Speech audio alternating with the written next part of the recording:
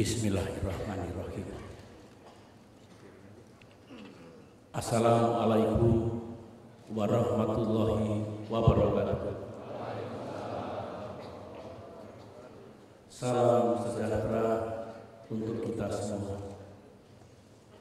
Yang saya hormati Saudara Wakil Presiden Republik Indonesia, para pimpinan lembaga-lembaga negara, para menteri dan anggota Kabinet Indonesia Bersatu Kedua, para anggota Dewan Pertimbangan Presiden, para pimpinan jajaran Dewan Perwakilan Rakyat Republik Indonesia, para pimpinan lembaga pemerintahan non-kementerian, para gubernur, para bupati dan para wali kota, Direktur ILO untuk Indonesia, dan pimpinan lembaga-lembaga internasional yang hadir pada acara ini, para perancang pembangunan di seluruh tanah air yang saya cintai dan saya banggakan. Alhamdulillah kita dapat kembali menghadiri Musren Bangnas untuk tahun 2013 ini dalam rangka merancang dan merencanakan pembangunan untuk tahun 2014 mendatang. Sebelum saya menyampaikan arahan kepada saudara semua, para pimpinan jajaran pemerintahan, saya ingin, sebagaimana yang saya sampaikan setiap ada acara Musren Bangnas seperti ini, menyampaikan 3 hal.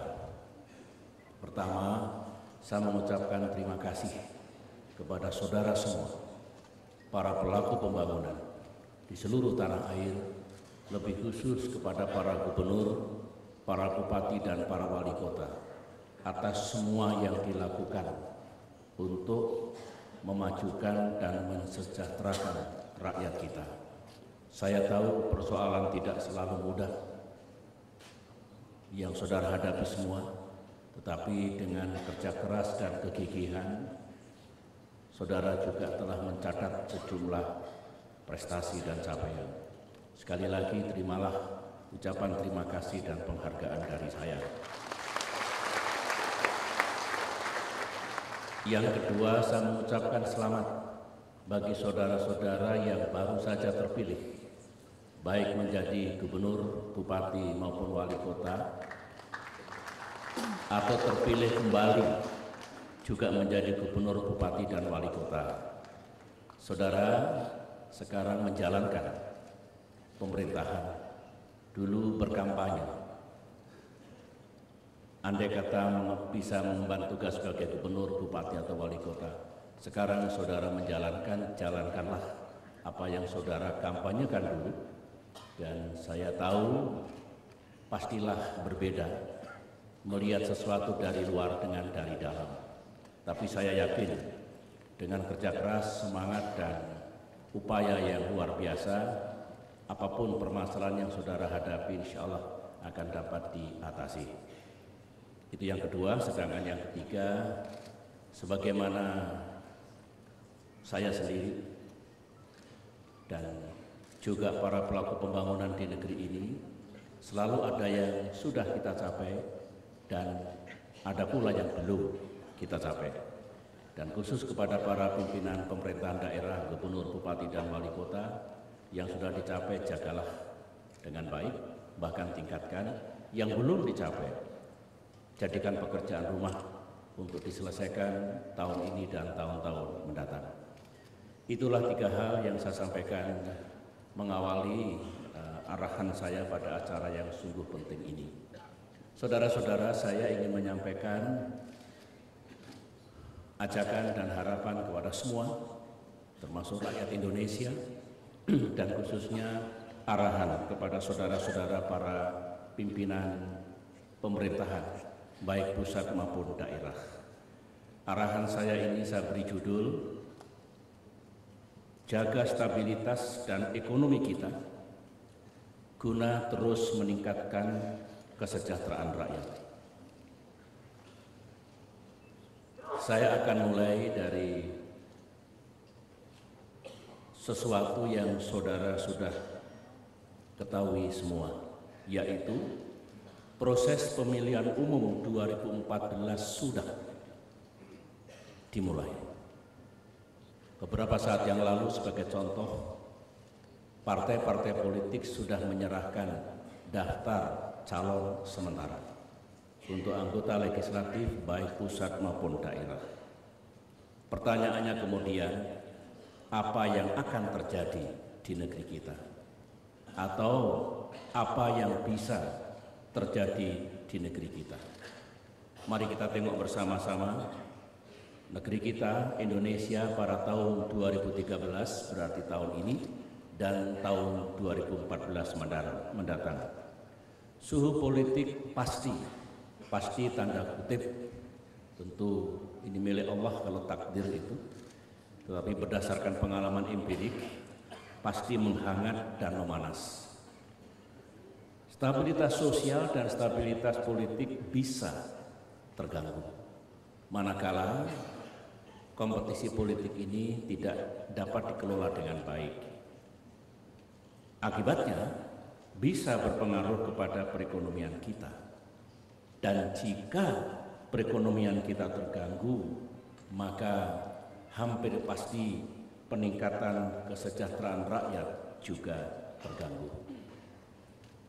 Itulah potret negeri kita tahun ini dan tahun depan yang kita perkirakan berangkat dari pengalaman empirik kita dalam menyelenggarakan pemilu di masa lalu.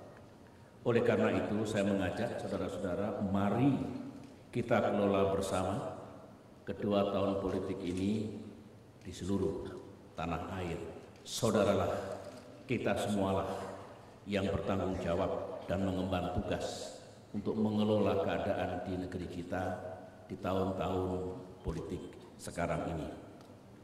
Dengan mukadimah dan pengantar itu, maka saya ingin menyampaikan bahwa ada 3 agenda nasional kita, 3 pekerjaan besar yang mesti dilakukan oleh kita semua, negara dan pemerintah, tentu bersama dengan rakyat Indonesia.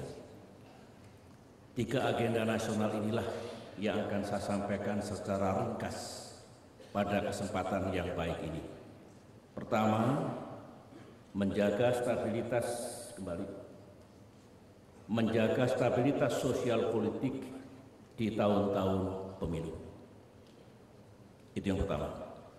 Kedua, menjaga pertumbuhan dan ketahanan ekonomi nasional. Jangan hanya berpikir pertumbuhan, tapi juga ketahanan, resilience ekonomi kita.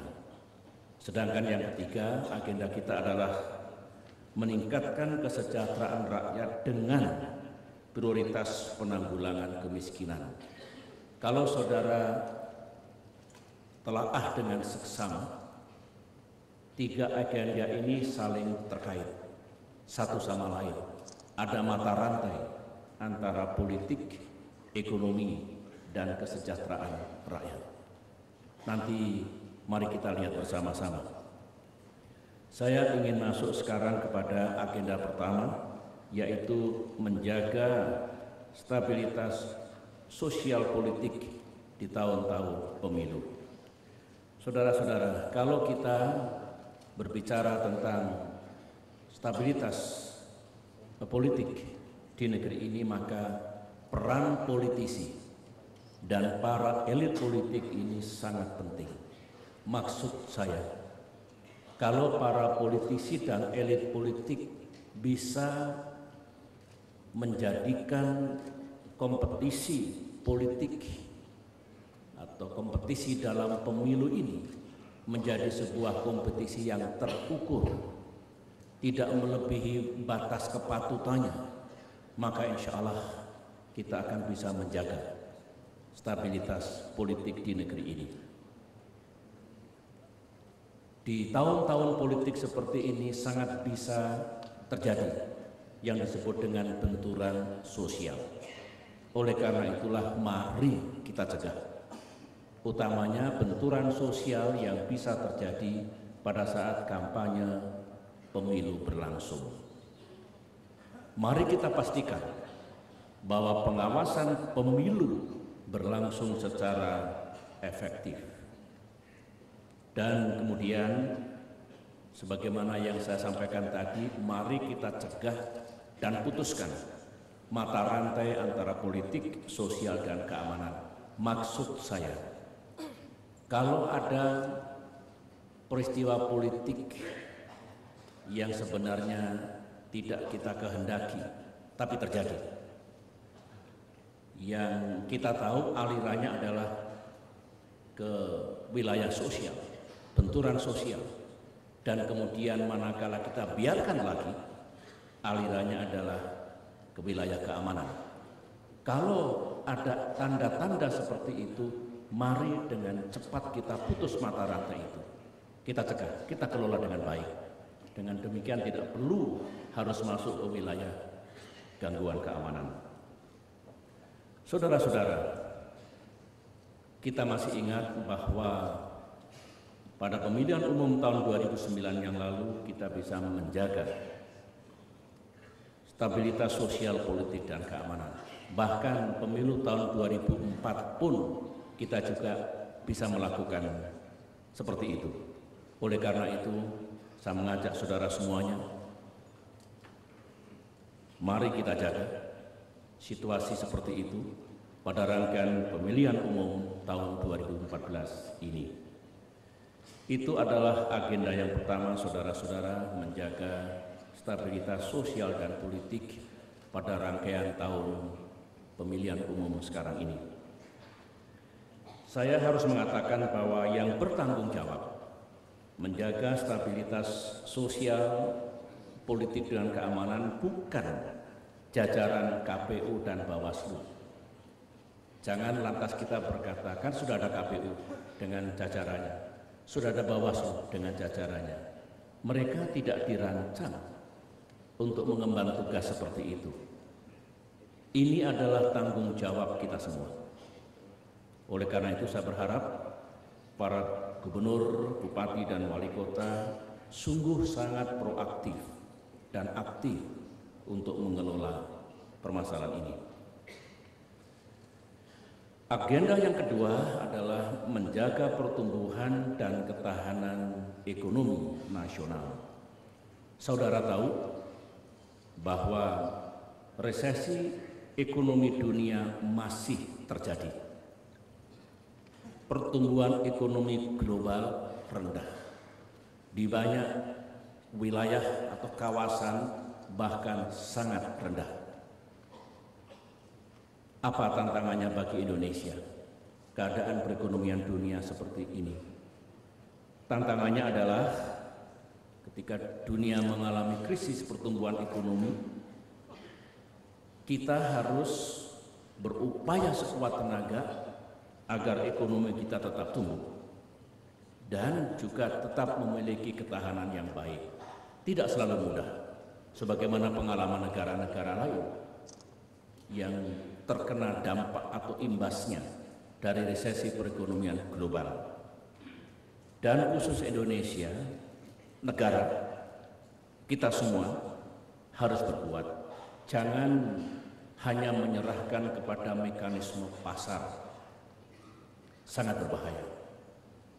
Negara-negara yang dulu sangat kapitalistik dan menyerahkan segala sesuatunya kepada pasar, hukum-hukum pasar, sekarang juga telah melakukan perbaikan-perbaikan, bahwa bagaimanapun negara ikut bertanggung jawab atas keadaan ekonomi di negaranya. Saudara-saudara, saya ingin mengingatkan kembali, meskipun saudara sudah tahu mengapa pertumbuhan ekonomi itu penting. Alhamdulillah ekonomi kita tumbuh di atas 6%.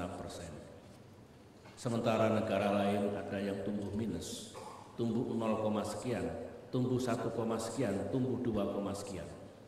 Tapi poin saya adalah mengapa pertumbuhan ekonomi itu penting dan juga bagi negara kita. Ekonomi mesti tumbuh agar pengangguran turun. Ini angkanya perlu dicoret ya. Agar pengangguran turun, agar kemiskinan berkurang. Dua hal yang menjadi tujuan kita. Kemudian tersedia biaya untuk pembangunan. Kalau ekonomi tidak tumbuh, penerimaan negara tidak tumbuh, belanja negara juga kecil, sehingga tidak cukup tersedia untuk membiayai pembangunan kita ini, termasuk pembangunan infrastruktur yang menjadi harapan para gubernur, bupati, dan wali kota. Dengan pertumbuhan ekonomi, maka akan tersedia biaya pula untuk menjalankan pemerintahan, termasuk di dalamnya biaya yang kita perlukan untuk penegakan hukum dan keamanan, dan biaya-biaya lain untuk menjalankan tugas-tugas umum pemerintahan. Itu makna dari pertumbuhan ekonomi dan mengapa pertumbuhan ekonomi itu penting. Saya mengatakan tadi kalau bicara ekonomi jangan hanya pertumbuhan atau growth, tetapi juga resilience atau ketahanan. Mari kita lihat mengapa ketahanan ekonomi juga penting dan bagaimana cara menjaganya. Saudara-saudara, dalam perekonomian dunia yang masih penuh dengan krisis dan gonjang-ganjing, maka kalau ketahanan ekonomi kita rendah, ekonomi Indonesia bisa mudah jatuh. Banyak negara-negara yang khawatir karena ketahanan ekonominya tidak kuat benar. Begitu krisis terjadi pada tingkat global, disapu, dihempas, maka ekonomi itu bisa rontok, bisa kolaps. Oleh karena itu wajib hukumnya bagi kita, bukan hanya menjaga pertumbuhan tapi juga ketahanan. Apa yang harus kita jaga kalau kita ingin memiliki ketahanan ekonomi yang tinggi? Maka makroekonomi kita harus baik. Sektor real harus bergerak. Keadaan fiskal dan APBN kita juga harus tetap sehat. Saya berhenti di sini karena khusus situasi fiskal dan APBN saat ini yang memiliki tantangan tersendiri yang berkaitan pula dengan besarnya subsidi, utamanya subsidi BBM yang menjadi perhatian masyarakat luas. Saya akan jelaskan secara khusus di akhir arahan saya ini. Itu agenda kedua yang berkaitan dengan menjaga pertumbuhan dan ketahanan ekonomi. Sedangkan agenda yang ketiga adalah meningkatkan kesejahteraan rakyat dengan prioritas penanggulangan kemiskinan. Saudara-saudara, kita bertekad, saudara pun sudah menjalankan untuk terus-menerus meningkatkan kesejahteraan rakyat kita. Kita juga mengalokasikan anggaran dan sumber daya yang makin besar di seluruh Indonesia. Namun demikian, mengingat pentingnya upaya meningkatkan kesejahteraan rakyat sekaligus mengurangi kemiskinan, maka program kita, termasuk program daerah, harus tepat dan efektif. Kaum miskin perlu dilindungi. Saya kira saudara sepakat dengan saya. Apalagi bila terjadi krisis ekonomi atau manakala terjadi kenaikan inflasi, misalnya dampak dari kenaikan harga BBM. Saudara-saudara, mari kita menengok lebih dalam. Sebagaimana yang saya sampaikan tadi, untuk melihat keadaan fiskal kita dan kaitannya dengan ketahanan ekonomi nasional. Saya ingin mengangkat atau mengajak saudara menjawab dua pertanyaan kritis, critical questions. Yang pertama, apakah fiskal dan APBN kita sekarang ini sehat dan aman? Kita harus tahu, saudara harus tahu. Yang kedua, pertanyaannya adalah apakah subsidi BBM kita sudah memberatkan APBN kita dan juga tidak tepat sasaran? Mari kita lihat bersama-sama. Di akhir penjelasan saya ini, saya berharap kita sungguh memahami persoalan fiskal dan APBN kita. Yang paham tidak boleh hanya Menko Perekonomian, Menteri Keuangan, Kepala Bappenas misalnya. Tapi saya ingin kita semua sungguh memahami, baik itu para menteri dan pimpinan lembaga pemerintahan non-kementerian, harapan saya juga pimpinan lembaga negara non-pemerintahan, hadir di sini Pak Taufik Kemas, Pak Irman Gusman, dan para pimpinan lembaga negara yang lain,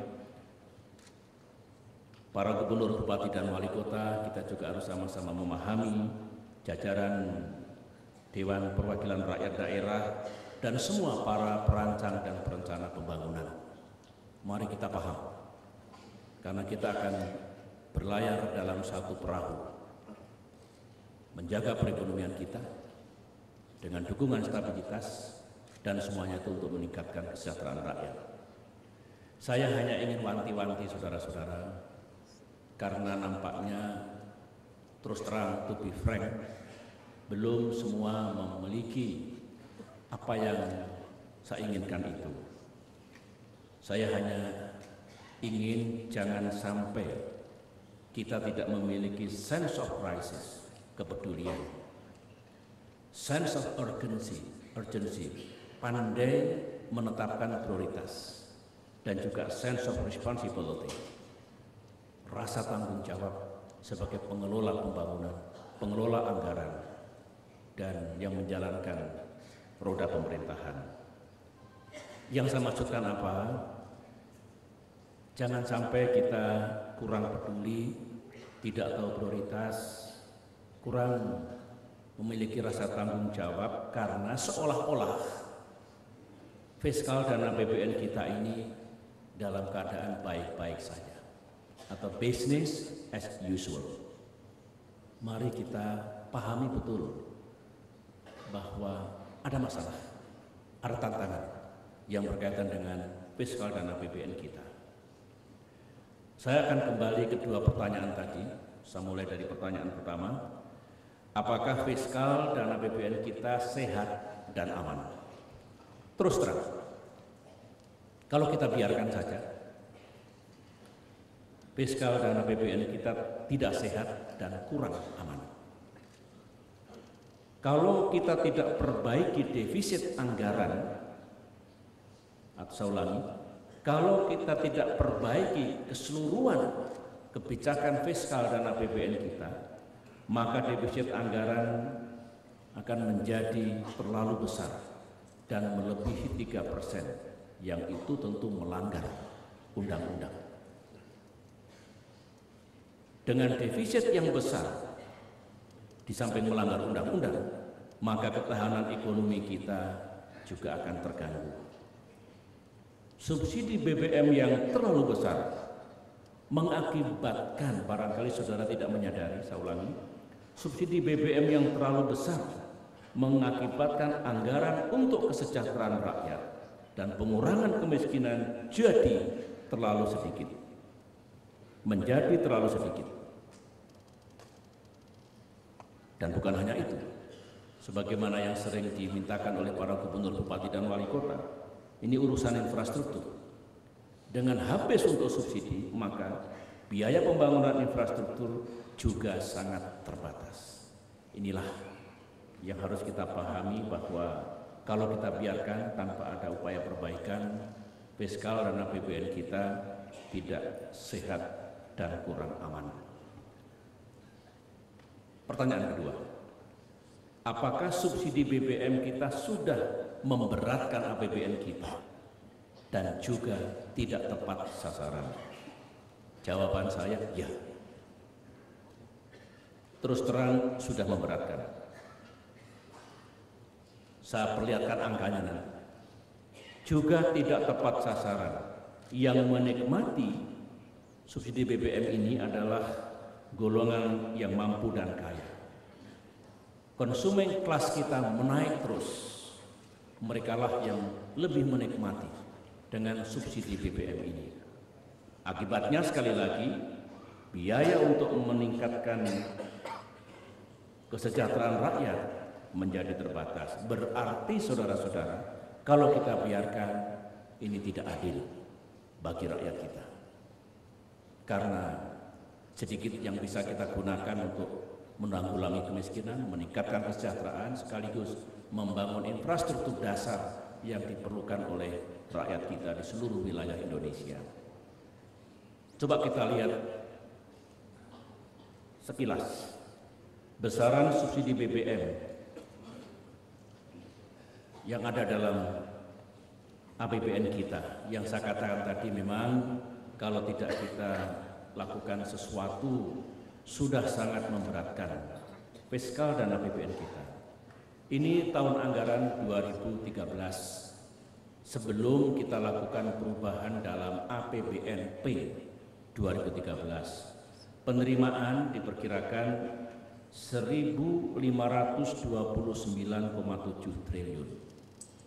Belanja negara kita rencanakan 1.683 triliun. Defisit pada APBN sekarang ini sebelum kita ubah diperkirakan akan mencapai 153,3 triliun. Jumlahnya memang masih oke di sini, 1,65% dari PDB. Subsidi total, saudara bisa lihat, 317,2 triliun. Subsidi BBM sendiri 193,8 triliun. Ini yang kita ketok palu tahun lalu untuk dijalankan tahun 2013 ini. Sebelum kita lihat perubahan asumsi, dinamika di dalam negeri dan di luar negeri. Dan pada posisi April sekarang ini, jika tidak dilakukan perbaikan atau jika tidak dikendalikan subsidi ini, maka subsidi total akan membengkak lagi menjadi 446,8 triliun. Bayangkan penerimaan kita 1.500 sekian triliun, kemudian kita belanjakan untuk subsidi sendiri sudah 446,8 triliun. Subsidi BBM sendiri 297,7 triliun. Dan defisit kalau tidak kita lakukan sesuatu maka akan menjadi 353,6 triliun, setara dengan 3,83% dari PDB. Pendapatan bruto domestik bruto, pendapatan domestik bruto. Melanggar undang-undang yang dan juga tidak sehat, tidak healthy. Catatan harga premium sekarang ini Rp4.500 per liter. Nilai keekonomian, kalau subsidinya kita nolkan begitu, harganya sekitar Rp10.000, tergantung berapa nilai minyak mentah atau crude yang berlaku. Kita bisa lihat seperti itu, saudara-saudara. Disinilah harus kita bebaskan pikiran-pikiran politik, tapi kita sebagai negarawan, sebagai pejabat pemerintah yang bertanggung jawab masa kini dan masa depan, mari kita lihat secara utuh, itulah keadaannya, itulah faktanya. Dan kemudian kalau tidak kita lakukan sesuatu, kita sudah tahu bahwa perekonomian kita tidak bisa kita jaga dengan baik, dan akibatnya nanti rakyat akan mendapatkan kesulitannya. Dengan penjelasan itu, maka pada kesempatan yang baik ini, saya harus mengatakan dengan gamblang bahwa subsidi BBM memang perlu dikurangi. Caranya, dengan menaikkan harga BBM secara terbatas dan terukur, karena kita tidak ingin dan tidak punya niat sekarang ini untuk menaikkannya hingga setara dengan harga pasar atau harga keekonomian. Saya tahu undang-undang yang berlaku, saya tahu putusan Mahkamah Konstitusi tentang harga ini. Oleh karena itu, saya katakan jika harus ada kenaikan harga BBM, maka kenaikannya terbatas atau tertentu dan terukur. Dengan policy ini, dengan kebijakan ini, maka apa yang akan kita dapatkan saudara-saudara? Pertama, fiskal dan APBN kita menjadi lebih sehat. Kedua, ekonomi menjadi lebih aman di tengah-tengah resesi perekonomian dunia. Ketiga, ketahanan ekonomi tetap terjaga. Empat, lebih banyak biaya untuk meningkatkan kesejahteraan rakyat dan membangun infrastruktur. Sedangkan yang kelima, ini penting bagi rakyat Indonesia, subsidi akan lebih adil dan lebih tepat sasaran. Persoalannya sekarang, saudara, adalah, dan saya kira saudara mengetahuinya, apa dampak kenaikan harga BBM ini atau pada saatnya nanti kalau kita jalankan terhadap golongan tidak mampu. Kalau yang mampu tidak ada masalah sama sekali, apalagi yang jauh lebih mampu. Tapi bagi yang masih miskin dan kurang mampu, ada dampak yang mereka dapatkan. Karena akan ada kenaikan harga, inflasi pasti terjadi.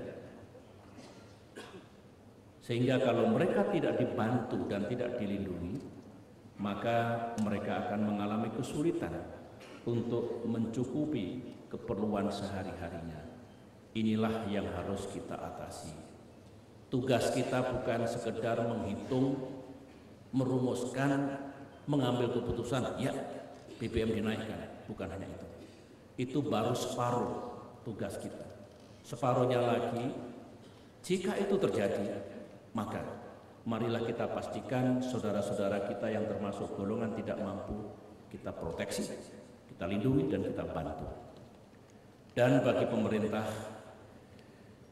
membantu dan melindungi golongan tidak mampu wajib hukumnya. Saya harus mengatakan pada kesempatan yang baik ini, karena banyak yang belum bersetuju bahwa kompensasi itu wajib. Saudara sudah mengikuti tadi apa yang saya sampaikan satu demi satu, yang akhirnya tentu kita sepakat bahwa membantu dan melindungi golongan tidak mampu ketika terjadi inflasi, dan inflasi terjadi karena harga BBM dinaikkan, itu menjadi wajib hukumnya. Saudara akan bertanya, lantas apa bentuk bantuan dan perlindungan sosial yang bisa kita berikan? Pertama, kita bisa memberikan bantuan langsung sosial sementara masyarakat, cash transfer. Kita bisa memberikan beras untuk rakyat miskin atau raskin. Kita bisa memberikan beasiswa miskin dalam bentuk tunai. Kita bisa memberikan bantuan dalam rangka program Keluarga Harapan. PKH ini sebetulnya dulu disebut BLT bersyarat untuk extreme poverty, untuk keluarga yang sangat miskin. Kemudian itu yang 4 menjadi tanggung jawab negara, tanggung jawab pemerintah yang akan dibahas bersama DPR RI nanti. Sedangkan yang kelima ke-6 itu saya bayangkan ada bantuan-bantuan lain baik pusat maupun daerah. Banyak sekali inisiatif dan kreasi gubernur, bupati dan wali kota yang baik selama ini, pastilah akan dijalankan. Kementerian di pusat juga ada, dan ini masih termasuk komponen APBN tentunya. Lantas di waktu yang lalu ada gerakan kesetiakawanan sosial, misalnya pasar murah dari BUMN, swasta, dan kelompok-kelompok masyarakat yang lain. Saya kira inilah ragam atau bentuk bantuan dan perlindungan sosial yang bisa kita berikan kepada mereka yang membutuhkan. Kalau ditanya lagi, berapa besar bantuan untuk masyarakat tersebut? Jawabannya adalah tergantung berapa besar kenaikan harga BBM itu. Karena setelah itu kita hitung kenaikan inflasinya. Setelah kita hitung, kita lihat kantong kita. kita lihat kocek kita, berapa kemampuan negara, berapa yang tersedia dalam APBN untuk melindungi dan membantu saudara-saudara kita itu. Prinsip saudara-saudara, sekali lagi, yang tidak mampu kita bantu dan kita lindungi. Sejak tadi malam hingga hari ini beredar berita.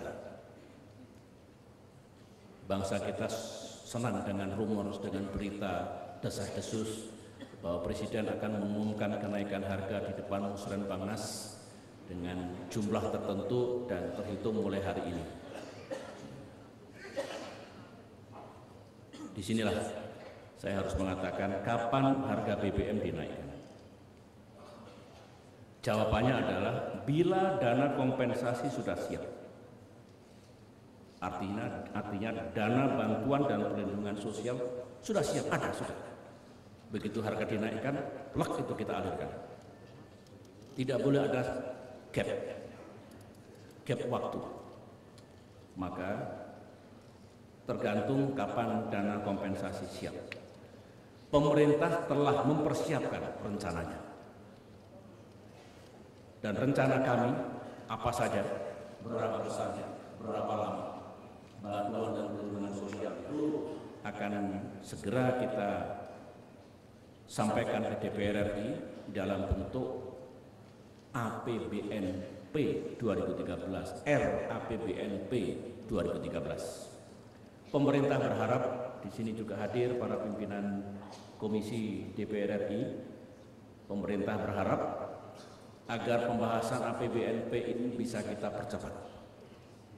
Saya mendapat berita pimpinan DPR RI sedang menjalankan tugas tempat yang lain. Saya berharap setelah kembali ke tanah air kita segera konsultasi dulu, kemudian ditindaklanjuti secara formal pembahasan antara pemerintah dengan DPR RI. Dan saya ingin melihat urgensinya bulan Mei ini selesai pembahasan APBNP itu. Jadi jangan business as usual, ada keperluan kita. Saya sungguh berharap baik pemerintah maupun DPR memiliki sense of crisis yang tinggi, sense of urgency, dan sense of responsibility untuk segera menetapkan APBNP ini termasuk kompensasi bagi mereka yang memerlukan manakala kenaikan harga BBM kita berlakukan. Jika DPR sepakat, insya Allah bulan Mei, berarti mulai esok hari, berarti dana kompensasi dan bantuan masyarakat sudah siap. Kalau sudah siap, maka tentu kenaikan harga BBM dalam jumlah tertentu akan kita berlakukan. Memang ada kritik, kalau kritik itu tidak usah dicari, akan datang dengan sendirinya. Hampir tiap hari, tapi kritik itu bikin sehat badan kita. Kalau ukurannya tepat, dosisnya tepat, macam kritiknya juga tepat. Ibarat orang sakit atau kita ingin lebih sehat, makan obat dengan dosis yang tepat dan obatnya benar, sehat. Tapi kalau dosisnya berlebihan, jenis obatnya salah, ya, justru sebaliknya, sakit bertambah berat nanti. Baik, kritiknya adalah pemerintah terlambat dan ragu-ragu untuk menaikkan harga BBM. Jawaban saya konsisten. Saya akan cek statement saya dari tahun ke tahun. Bagi pemerintah, kenaikan harga BBM adalah jalan terakhir. Jika tidak ada opsi lain, mengapa? Karena pasti ada dampak secara ekonomis bagi kalangan masyarakat tertentu, serta dampak sosial dan keamanan. Begitu terjadi. Bukan hanya di Indonesia, di negara manapun akan terjadi. Nah, yang kedua, sebagaimana yang saya katakan tadi, jika harus ada kenaikan BBM, maka kompensasi dan bantuan itu harus siap.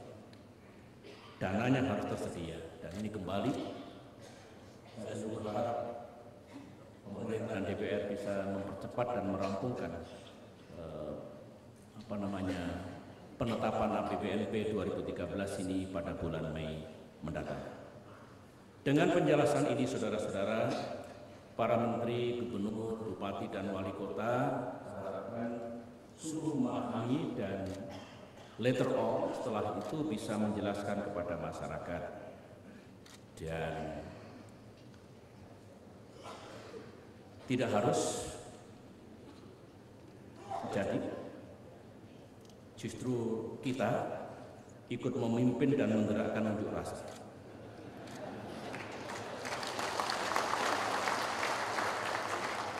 Kalau yang melaksanakan unjuk rasa komponen lain, itulah demokrasi. Harus kita hormati. Kemarin saya berbicara dengan pimpinan serikat pekerja, pimpinan konfederasi, pimpinan federasi. Banyak tuntutan dan keinginan para buruh saya dengar dengan baik. Saya didampingi oleh Bapres dan menteri terkait. Tuntutan yang masuk akal demi keadilan dan kita mampu, harus kita penuhi. Tapi belum punya kemampuan, kita bikin transisi. Yang berbeda, kita carikan titik temunya. Itu contohnya, artinya kita mendengar. Siapapun di negeri inilah demokrasi. Asalkan jangan sampai menimbulkan sesuatu yang tidak kita kehendaki, misalkan anarki dan sebagainya. Jadi begitu kita melihat kehidupan sebuah negara, sebuah bangsa, termasuk manakala mereka ingin menyampaikan pikiran-pikiran yang berbeda, termasuk protes-protesnya. Nah, sekali lagi kita sebagusnya justru ikut menjelaskan, mencegah penyimpangan-penyimpangan, karena itu bagian dari etika pemerintahan. Saudara-saudara, itulah yang saya sampaikan pada kesempatan yang baik ini. Selamat bertugas. Mari kita kelola dengan baik segala permasalahan di negeri ini, agar masa depan kita makin baik, utamanya stabilitas sosial, politik dan keamanan kita, pertumbuhan dan ketahanan ekonomi kita, serta upaya meningkatkan kesejahteraan seluruh rakyat Indonesia. Dan terakhir sekali, mari kita kelola bersama kedua tahun politik ini, 2013-2014. Selamat bertugas, semoga sukses. Sampaikan salam saya kepada seluruh jajaran pemerintahan di Indonesia. Terima kasih. Wassalamualaikum warahmatullahi wabarakatuh.